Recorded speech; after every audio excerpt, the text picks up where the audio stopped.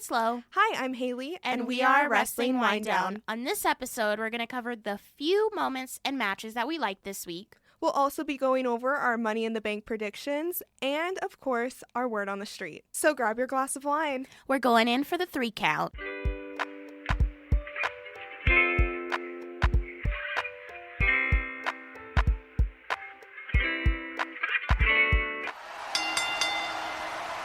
WWE kicked off their new quote-unquote wildcard rule, which, it's interesting. The wildcard rule will allow superstars from Raw or SmackDown Live to move between brands on a one-night-only appearance. So the number of superstars that can appear from one brand to the other was capped at 3 by Vince McMahon, but then it was later changed to 4 after Lars Sullivan, of course, he made an appearance. I find it interesting yet alarming that WWE is doing this because, you know, they just had their superstar shakeup and you have all these new superstars that are on different brands and you have NXT call-ups, and usually after the draft, you know, these new storylines start off and these superstars find themselves in, you know, different title matches and different storylines, but I honestly feel like it's just been really dead. Like our college has dead week, I feel like this has been the dead week or weeks for WWE.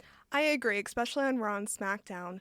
But I kind of like this idea of the wild card rules because, like you said, the superstar shakeup just happened. And so a lot of the wrestlers aren't maybe used to being on their new brand. So being able to come back home for a moment and wrestling, kind of like AJ Styles, how he came back to his house. Well, I feel like it has to do with the ratings. You know, me and you talked about how the ratings for the last week or two have been low, and they need their ratings. Like, that's how they bring the money in. That's how they keep the fans interested. So it's kind of embarrassing for them that they have to create this whole storyline with Roman Reigns coming back to Raw after not being on Raw for, 2 weeks because their ratings plummeted. Right, no, I agree, because you can always tell when a pay-per-view is coming up because all their writing goes to that, and it really slacks on Raw, SmackDown, NXT 205 Live, but especially the two main brands. Right. Like you said, the ratings were not good this week. According to Forbes, Raw drew a 2019 low of 2.158 million viewers, while SmackDown only dragged in also a 2019 low, 1.833 million viewers. Forbes also goes on to talk about how the Raw average viewership through 2018 saw a 32% decline over the past 5 years. I think WWE is in trouble, and they need to step up their game before they lose all their viewers. I've seen complaints online from fans, and, you know, they're pretty pissed off with how the bookings are going. And, you know, this wildcard rule, while it does spice things up, it's just kind of stupid. Why don't you just keep the brands as one if you're going to have the 3 or 4 superstars, probably the same superstars, to be honest with you, go over to the same brand every week? Like, there's absolutely no way, in my opinion, that they're just going to have Roman Reigns go for 1 week. They're going to have him over there consecutively because Roman Reigns brings in the ratings. He brings in the merchandise sales. They're not just going to be like, well, let's just choose someone that's been in catering for 3 months and bring them over to SmackDown or Raw, because then the fans are going to be like, okay, we don't care. Like, what's new? But we also saw how easily Vince McMahon changed the rules just because Lars gave him a mean look. So you're right. Like, maybe this will be maybe not a weekly thing, but maybe a monthly thing. I don't know. We'll see. But I also thought it was interesting how on Twitter, WWE posted a video of their writers. It was a recruitment video. I just thought it was interesting timing that they hit such record low, and then the same week they posted a recruitment video for writers. Well, clearly they need help with something because this ain't it. We'll cover some of the few, and I mean few, moments that we really liked this week. I hate to be negative about WWE, but I feel like as a fan first, we really need to be honest on this podcast. And when these matches are subpar and you have minimal, you know, segments that you really like, it's hard to get on here and be like, well, I loved all of it this week, when you truly didn't. Like, to be honest with you, usually when I watch Raw, I will be very occupied in it. I watch it, and that's the only thing I'm doing. This week, it felt so boring to the point where I was on the computer, I was doing other stuff. Like, it just wasn't my main priority. I agree with that because I always watch Raw, Monday nights, of course, and then, throughout the week, I'll watch 205 Live and NXT. And normally I'm not a big fan of 205 Live, and NXT isn't my favorite, but I definitely do like that more than 205 Live.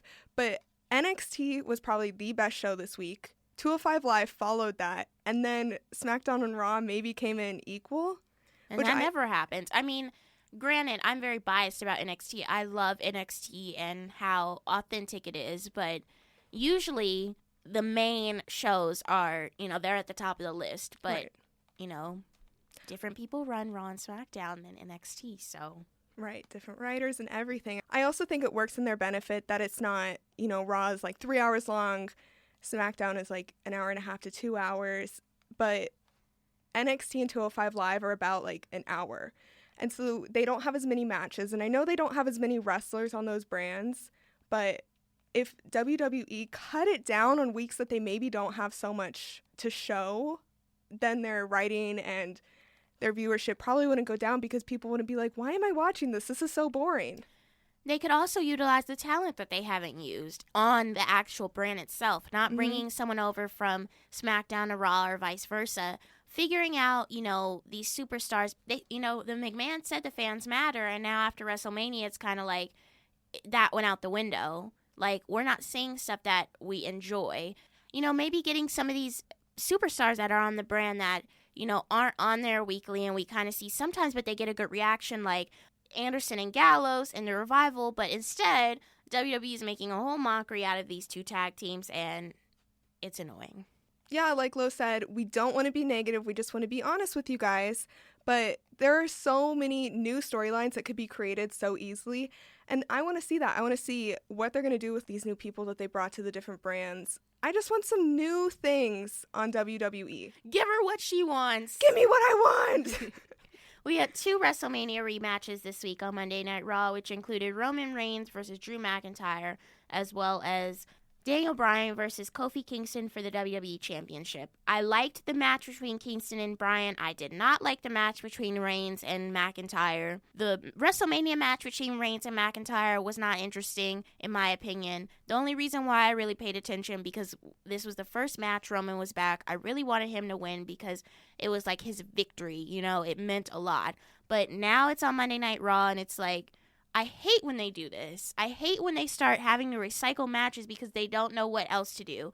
They probably figured, Kingston and Bryan did so well at WrestleMania. Our ratings are at an all-time low. Let's put this back on TV. Which, okay, they're both great competitors, but we've seen it. Exactly. Give us something new.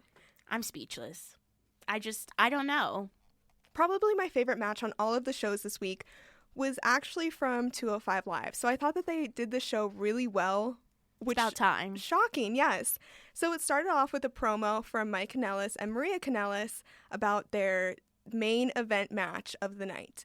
So they kept the momentum going the entire show. There wasn't a dull moment. It just stayed eventful. And so when we got to that match, Maria Kanellis was barred from ringside as well as the Brian Kendrick. So the only people out there was Mike Kanellis and Tozawa.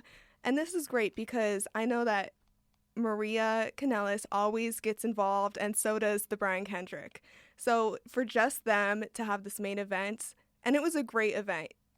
He was bamboozled. He set up like all these chairs and he set up the tables, and Tozawa took advantage of all of Kanellis' work and beat Kanellis because of that. I'm glad that Mike and Maria Kanellis are getting the TV time on 205 Live that they deserve. When they originally came back to WWE, everyone was super excited that, Maria was back. She hadn't been in WWE for a while. This was Mike's first go at WWE, so everyone wanted them to succeed, but they skipped the NXT brand, which, in my opinion, was a huge mistake. I think they could have really flourished in NXT, and we could have seen so many great matches with, Mike Kanellis and Adam Cole and Roderick Strong and all the different superstars that were on there. But they moved him up to the main roster and completely just wasted his time, to be honest with you.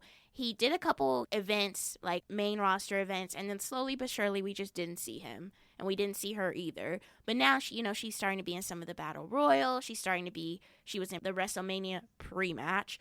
And I think they're trying with them slowly but surely. But I'm glad that they got their moment. And I'm looking forward to see what they have going on in the future. Yeah, I think whatever they're doing with them, they're doing right. And I know when Maria was banned from ringside, the announcers were like, what the heck? Like, people tune in just for her. So, I mean, that's a good sign that people are interested in 205 Live to see Maria just support her husband from ringside. I've always stand her.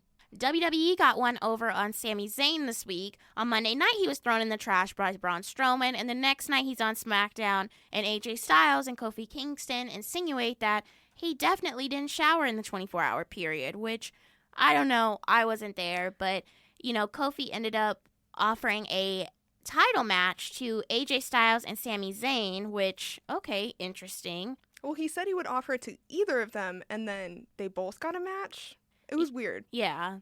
Very weird segment. Like I said last week, I want Sami Zayn to have a title opportunity, but the way they did him was wrong. Mm-hmm. They don't need to insinuate that he smells like trash. Well, he did say he took a shower, and it was just hard to get out. But I'm rolling my eyes.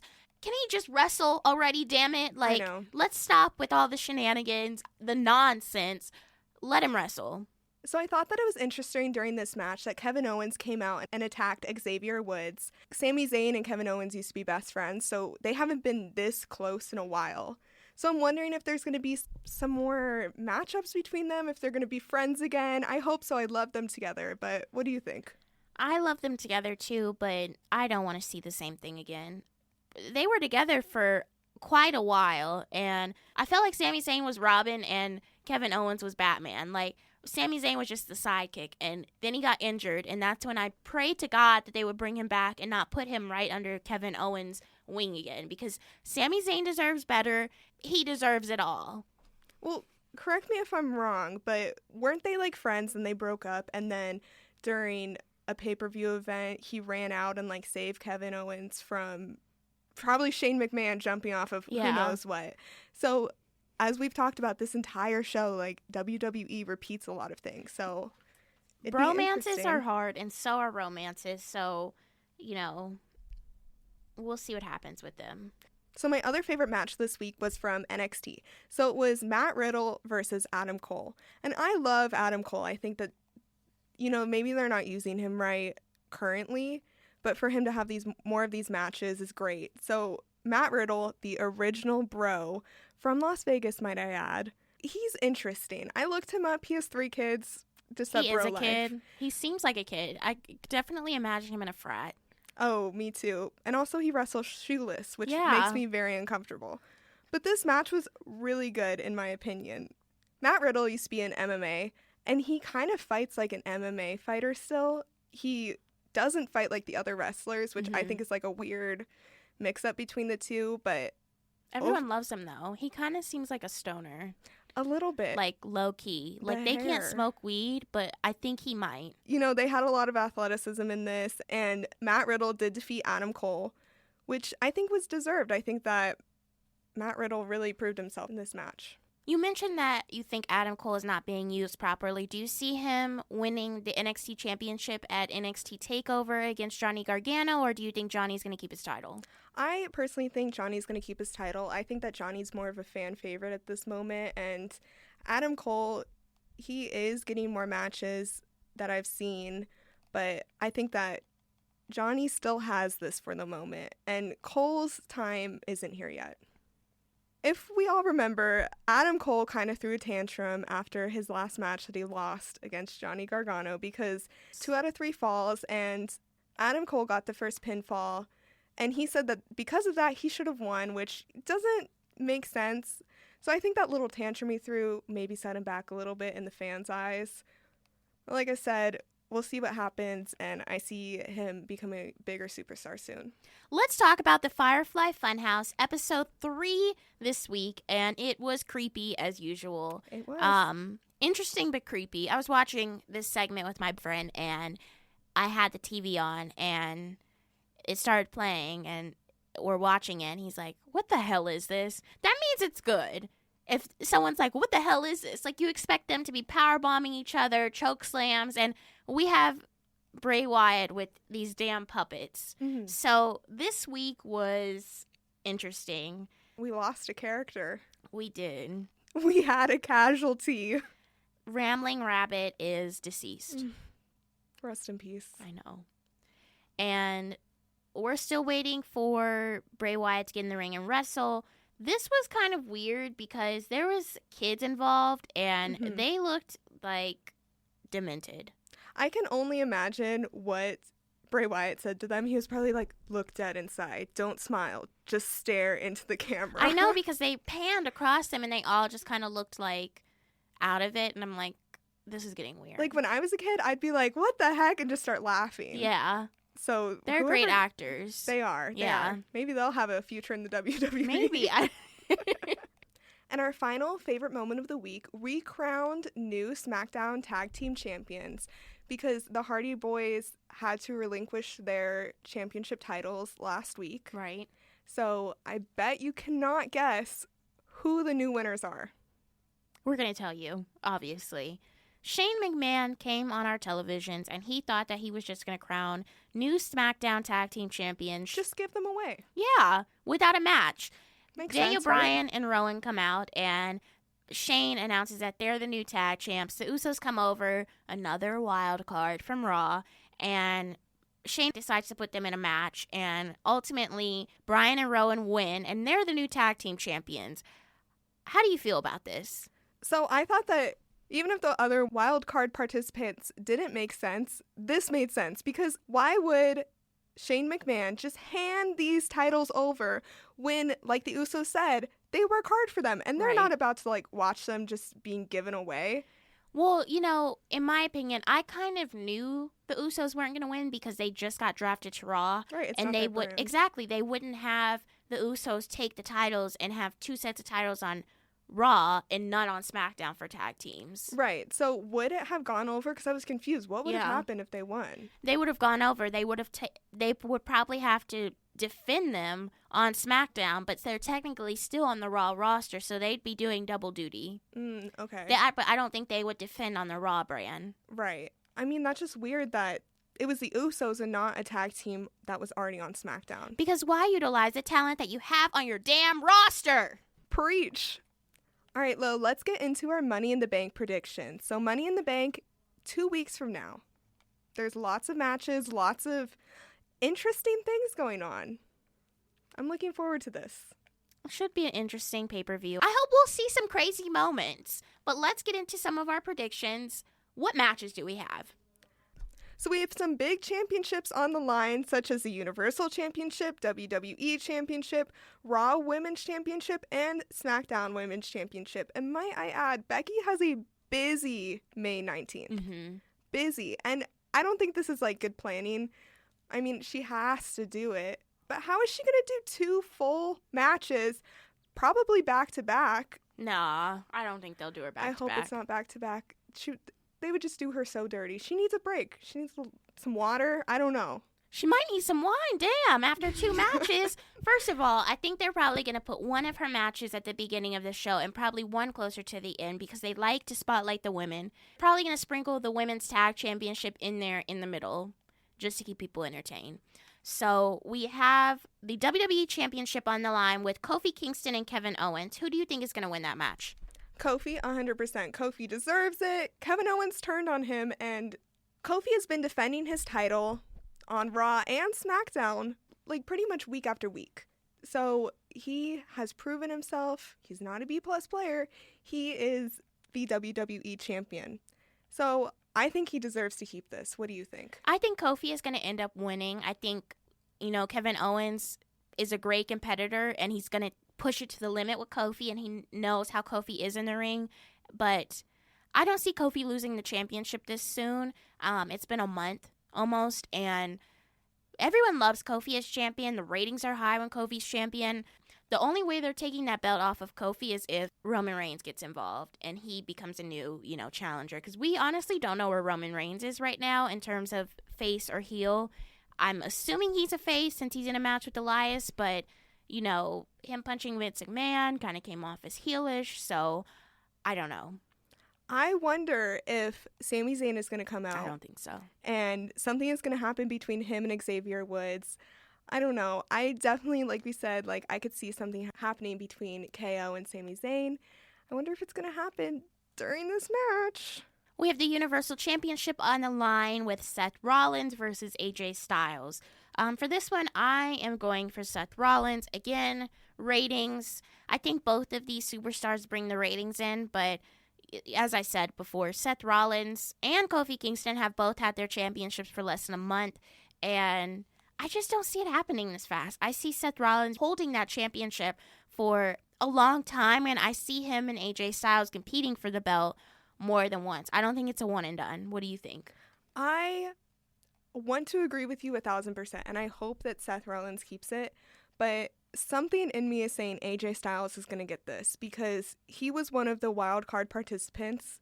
He was on both shows, and so for them to like bring him up twice, I think that they're trying to bring him to like the front of everyone's mind. It's not like usual for them to bring a superstar on both nights, so I don't know. I want Seth to win, but I feel like AJ is going to win. We shall see. We have 2 matches from Becky Lynch, as we mentioned, the Raw Women's Championship. She's facing off against Lacey Evans, Miss Southern. I think that Becky Lynch is going to retain for the Raw Women's Championship. I think it's too soon for Lacey Evans to be WWE Women's Champion. I think she is a great competitor. She has a great background. I actually watched a video the other day with her in the Performance Center a couple years ago, and she's just such a great character on and off the screen. But I just feel like it's too soon. She's not developed enough. This is really her first feud on the main roster, and crazier things have happened. Maybe she will get the title, but I don't think it's her time. As John Cena would say, the time is now, but her time is not now. I will be so mad if Lacey wins. I don't think she's proven herself. She hasn't really done that many matches. Like, she won her last match, but before that, she really didn't have anything. And so if she comes out here, she is the Raw Women's Champion, I will be so upset. Big mad? Big mad. Okay. I love Becky 2 belts, but if she is going to lose one of these matches and one of her belts, I wouldn't be as mad if Charlotte got it. Really? Yes. Because I would be. I think that Charlotte has really proven herself, and she's put in way more work than Lacey. I know you love Charlotte. We have a Charlotte fangirl. But here's the thing. I'm getting tired of seeing Charlotte as women's champion. I kind of know what WWE is doing. Maybe I'm having an epiphany. Maybe I'm dead wrong. I feel like WWE is trying to make sure Charlotte is at like the top of the food chain when it comes to women's history. As we know, Trish Stratus held the record for the most WWE Women's Championship title reigns, and Charlotte has either beaten her or she's like one title shot away from beating her. It's interesting. I won't say that Charlotte doesn't deserve it because I think she does, but it's getting too repetitive. When we saw her matches with Sasha before, it was Sasha was champion for 2 hours and then Charlotte Flair was champion for 2 weeks. Like, it was so annoying because you could tell what they were doing. She had championship after championship after championship after championship. And all these other women are sitting back there waiting for their opportunity. It's just getting old. And like I mentioned before, people online said that these main event superstars are the best superstars in WWE, like The Rock and Stone Cold Steve Austin. They've had these matches where they compete 4 to 5 times in the same damn matchup. But this is 2019. We don't want to see that unless they're adding a stipulation to it. Add a steel cage. Add a ladder. It's Money in the Bank. Add a ladder. You're giving us these bland matches, to be honest. We've seen it before. I completely agree with all of that. And yeah, it is getting old between Charlotte and Becky and Charlotte and everyone. But I keep thinking about, like, who would they start a new feud with Charlotte? Like, I can't imagine, like, Ember Moon. Like, I don't think that would work. Like, honestly, Alexa Bliss, I think it would. Work. You know, Alexa Bliss and Charlotte, they've done their fair share. But someone like Ember Moon or someone like anyone else, you know, Charlotte is so seasoned in the ring that she can get in the ring with Ember Moon, who, hasn't been on the main roster for a long time, and they can both learn from each other. I feel like that should be the end goal, that these two competitors, whoever they are, they're learning from each other. When you have Becky Lynch and Charlotte Flair in the ring for the 700th time, they already know each other's movesets. They're not learning anything else. And furthermore, they're best friends in real life. Can we just get someone else in the ring? Right, but like you said, they have built Charlotte up to the very top of the food chain. And so for her to fight someone that's not as high, I feel like Charlotte is like too seasoned for that. I feel like she wouldn't be down for that. Well, I'm not down for what's going on. But Right, no, I completely agree. I think that they need to do some new things, but I don't know. They just need to, take a step back from Charlotte, maybe let someone move up above her for a minute, and then, more interesting things could happen. Like, we're not going to forget about her. She's right there. Right. No one could ever forget about her. She's great. Okay. Okay. My fangirl. Women's Money in the Bank ladder match. We have Alexa Bliss, Naomi, Natalya, Dana Brooke, Bayley, Mandy Rose, Ember Moon, and Carmella, the newly blonde Carmella. Who do you think is going to win this match? Quite honestly, it's hard to say. The only thing I can think about when I think about this match is, I think during the last Money in the Bank, when Natalya was in this match on Total Divas, she brought her parents to go by ladders because she was afraid of heights. Oh my God, yes. And she practiced climbing these ladders. And so when you say her name, that's all I can think of. I just imagine her walking through Home Depot with her father carrying some ladders to go set it up in their kitchen. This match is stacked with great competitors, but I feel like there's going to be something that doesn't go as we plan. Rumors online are swirling that Sasha Banks is coming back and she's taking Dana Brooke's spot in this match. And I don't know how to feel about that. Mind you, I've been searching for Sasha Banks for about a month now. So obviously I want to see her back in the ring. But for her to kind of screw over Dana Brooke, or, the WWE writers to pin it on Dana Brooke and be like, okay, we're going to take her out the match and put Sasha in, is bullshit. Okay? If anyone should be removed from this match, sorry, Mandy Rose, it should be you. Or Natalya, because I feel like Dana Brooke is just starting to get on her feet when it comes to, making appearances in these bigger matches that aren't on a pre-show. And for her to have her opportunity taken away just to give it to Sasha, who we haven't seen in, 3 to 4 weeks, it's just not fair. No, I agree. So if that doesn't happen and it's one of these competitors that ends up winning, I hope it's Ember Moon, because people don't appreciate her as much as they should. She's a great wrestler and they don't book her right. So she has an opportunity to win the championship title and cash in. I think that she will do great. I think that she would be a great champion, and then she could fight Charlotte. It would make sense. Preach. It would make sense then. The men's Money in the Bank ladder match features Braun Strowman, Ricochet, Drew McIntyre, Olive Garden manager Baron Corbin, Finn Balor, Ali, Andrade, and Randy Orton. Who do you think is going to win this one? For this one, I'm going to either say, I don't want Braun Strowman to win. That's for sure. That's a no. That's a no from me, dog. No. But I'm going to say I hope either Andrade or Ricochet. Okay. So I feel like the same with Ember Moon. They're actually booked right. I feel like they are in a lot of matches. Ricochet more than Andrade. I feel like either of them would be great champions. And if Andrade does get it, I feel like that's also a step up for Zelina Vega. And so I support that one. I hope that he's the winner. I want Andrade to win or Ali, but something in the back of my mind tells me that Baron Corbin might take the victory, or Braun Strowman, or Randy Orton. Maybe Drew McIntyre, but I think the chances are slim there. I honestly think Randy Orton might win because I feel like he hasn't really had anything going on. Is that a bad thing? What, that he's winning? That he's not winning? That he doesn't have anything going on? I mean, Randy Orton has been in the WWE for a really long time, and we've always seen him in really big matches, and I feel like the last year or two, he just hasn't had it. When I first started watching wrestling, and when I started watching again a couple years ago, Randy Orton was still one of the top players. He was in matches with John Cena, he was in matches with Edge, he was in matches with The Undertaker, he was in matches with these big people. Now it's what is he doing on a weekly basis? Like, he comes out, he RKOs 2 or 3 people, and then he goes backstage. Nothing's going on. He has no actual storyline. So I feel like they would put him in the position to win. I don't know why, but that makes sense, though. Another matchup that we have at Money in the Bank is Roman Reigns versus Elias. I think that Elias is going to win because Shane McMahon seems to not be able to mind his own business, even though he has his own match at this pay-per-view, and he keeps getting involved with Roman Reigns and Elias, and I just feel like it's going to be a screw job, and Elias is going to win. What do you think? I mean, it's not a championship match, so... True, but it's still a match. Right. I mean, I hope Roman Reigns... I'm not a big fan of Elias. I've told you this, but remember when they did the shakeup and they made it seem like Elias was the biggest acquisition, and then Roman Reigns came out? You think Elias is salty? Well, I feel like that might have been like a prediction or like a foreshadowing of what's going to happen. So I think you're right. Probably Elias. But, I mean, if that was foreshadowing, so dumb. Your eyes. Yeah, exactly. The Miz and Shane McMahon are facing off in a steel cage match. I expect Shane to jump off every side of the steel cage. He's going to, like, climb up like a monkey and then just, like, jump or something. I don't know.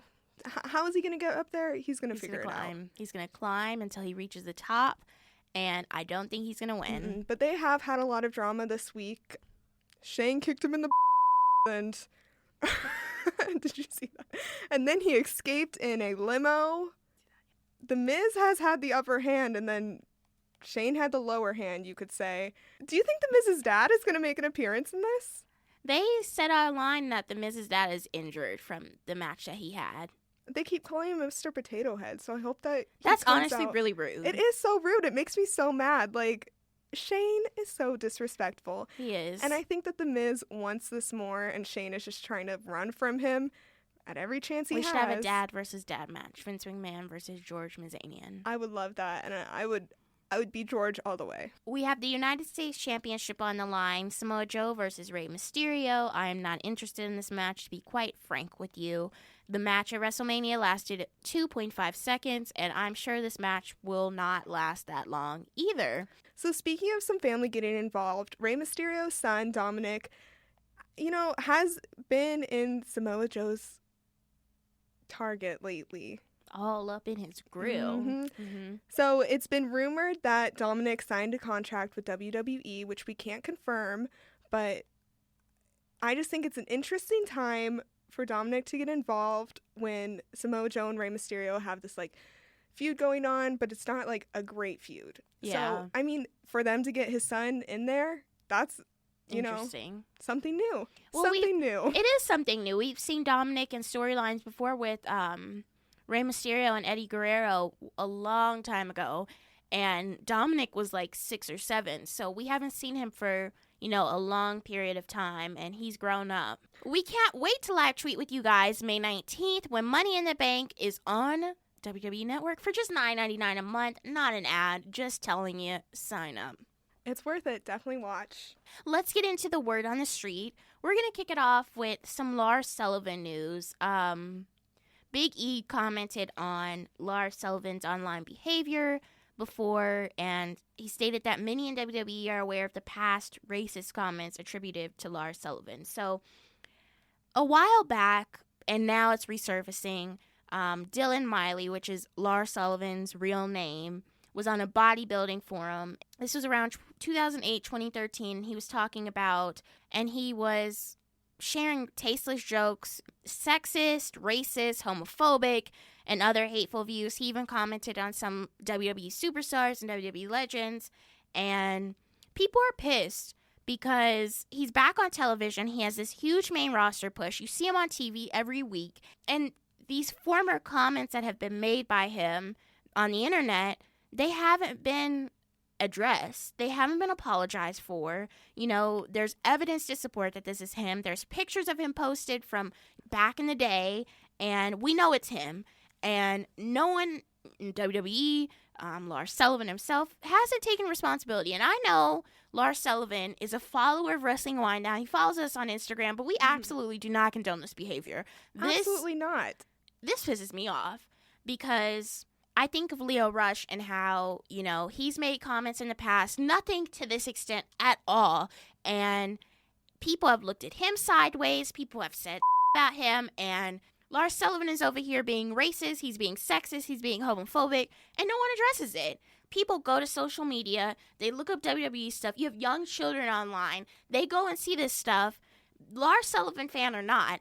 And this is a extremely bad reputation for WWE, and the fact that they're continually pushing him, it just pisses me off. I don't like this. If he doesn't apologize in the next week, 2 weeks, I will be so upset. Like, he shouldn't even have that long to apologize. It hasn't. I mean, it's been lurking for years. Yeah. Or at least a year. I remember when I first saw it, and it's from 2008. Right. This was 10 years ago, and he hasn't apologized. Yeah, but, like, it just resurfaced, and this is the first I'm hearing about it, and when you sent it to me, that was the first time I've ever seen it.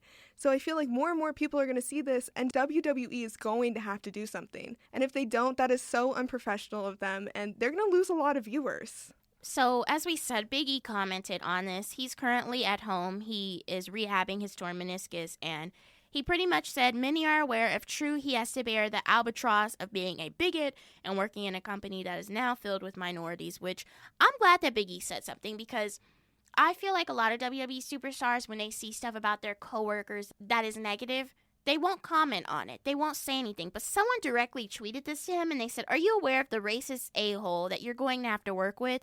Which, obviously these superstars get thousands and thousands of tweets every day, but Big E took the time to actually respond to this, which, it shows, like, the superstars know, the management probably knows what is being done. I'm going to sip my wine and hope for the best. Say that. I'm going to sip my wine and hope for the best, but I am so happy that Big E did come out and say something about this. This is just messy. It's messy. It is. Hand me the bottle of wine. So there's been reports this week that WWE requires their superstars to give their social media login and passwords to the company, and it was confirmed by Ryback. But WWE came out and said that this is not true. They do not require that the superstars give their social media logins. I think that this is interesting because this means that the superstars can do anything with their professional social media.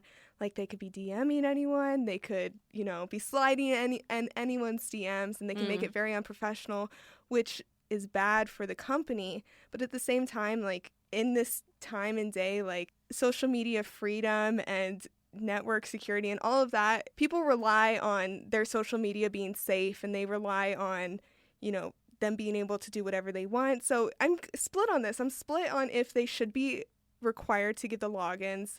That way, if something happens, WWE can cover themselves and they'd be like, oh no, this is exactly what happened. Mm-hmm. Or if it should be the way WWE says it is, and they should just have, free range of their own social media and the company's name. I think it's interesting that Ryback came out and said that this was correct, and now they're saying that it isn't. Ryback hasn't been with the WWE for a couple years now. It's not out of his character to come out and talk about WWE and the crazy that happened while he was there. I think a lot of companies are going towards, try and look up employees on social media, and with an organization as big as WWE, I kind of could get why they would try and get logins from their superstars, but at the same time, it's a breach of privacy. These people are still regular people at the end of the day. They use their social media just like me and you use social media. I understand that they're using it under their professional name. So, for instance, I think of Carmella, her real name is Leah Van Dame, but she has her real name in her bio, and she has Carmella at the top, and everything says WWE. It is a reflection of WWE, so I can see why they would want the login, but at the same time, that's still someone's personal account. Yeah, exactly. I'm split on this. I mean, it's not that big of a deal unless something happens, right? And then I think WWE should really address it and make a law or a rule. Our final word on the street this week comes from our favorite, and I mean that sarcastically, event in Saudi Arabia that's coming up, where we will see Goldberg and Brock Lesnar back in the WWE for a night. It's being reported by Raja.com that Goldberg will be facing off against Bobby Lashley, and it's also been suggested that Seth Rollins will defend the Universal Championship against Brock Lesnar. As I've said before, I'm so damn tired of these Saudi Arabia shows. I understand that WWE has a commitment to this country for 10 years, but we're not going to see any women on this show. I saw a comment from Natalia earlier that said that she would love to compete in the country. And it made me so sad because these women are so eager to compete. And I saw a video from their last couple events that they've had, and you see women in the crowd. Mm-hmm. And, you know, these women, they want to see someone like themselves. They want to see women out there kicking ass. And they're sitting there watching the men. Yeah. Like, I understand WWE is more male-oriented, but come on now. But I mean, we're two female podcasters talking about WWE, Right. so it's not like it's uncommon for women to watch. Right. And, you know, I don't care who they put in the Saudi Arabia match. If it's all men, there's no chance of me supporting this. Right. I'm not going to watch it. And I sound petty, but, like, they shouldn't have this. And even if they do have a contract, like, you can break contracts. It's not the easiest thing to do. Well, obviously, you know, WWE is not in the right space right now when it comes to their ratings and stuff, and they make a huge amount of money from doing these events, which obviously they don't need the money that bad. They're a, you know, billion-dollar company, but they want their ratings to go up. That's why they're bringing in Goldberg. That's why they're bringing in Brock Lesnar for this event. They know it's in Saudi Arabia. They know they have to do it big there, but they know that people in the States are going to watch, and that's going to make their ratings go up. They still don't have the women on there. Exactly. If they're supporting an evolution, they need to figure out how to get the women in the country. This, you know, I understand the whole Saudi Arabia thing. I understand the history behind it. But this is a company that's promoting women, and they're not doing that by continually going to this country. They knew the law when they started this event with Crown Jewel. They kept going there. Mind you, Renee Young went to the Greatest Royal Rumble. She was the only woman there. They allowed her to go, but she wasn't wrestling. Right. So her voice was there, but she wasn't on screen. Right. So I don't know. This just irritates me. Like I said, I'm not going to watch this and support it. WWE needs to reevaluate this next year. I know that, you know, they already have this all set up and planned for this year, which still sucks, but next year, if they have this again and they still don't have women. They have 10 years. When did it start? Like, last year. So they have fun. 8 years left. They have 8 years of a commitment left unless they find a way to break the contract, which, in my opinion, I don't think they'll do because they realize how big of a payday it is and how many superstars would come back just to get that money from Saudi Arabia. They aren't going to break the contract, unfortunately. Hand me 2 bottles of wine. I I'm got ready. you. Before we sign off, we wanted to bring up that May is Mental Health Awareness Month, and this is an important cause for our show. And this year's theme is focusing on last year's theme, which was For Mind, For Body, and they're taking it a step further. They're exploring the topics of animal companionship, spirituality, humor, work-life balance, and recreation and social connections as ways to boost mental health and general wellness. So take the time to treat yourself and be kind to yourself. And if you're looking for help, there are resources available out there for you.